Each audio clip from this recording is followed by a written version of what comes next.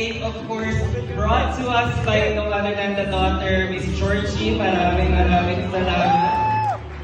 Wow! Curly, medyo na-curious lang kami. Ano ba yung binulong mo na wish? Can you share it with us?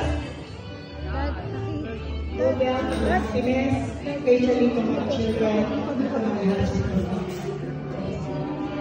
Birthday, Ma! Love you, Ma!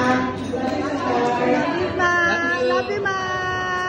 Good health, of course. And sabi nga ng mga nag-message, just keep on dancing because that keeps you alive.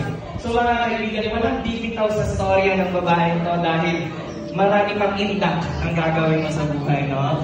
And we can just really express the love and support ng mga nakikita natin sa iyong family members. And also at this point, do we have the SDE ready?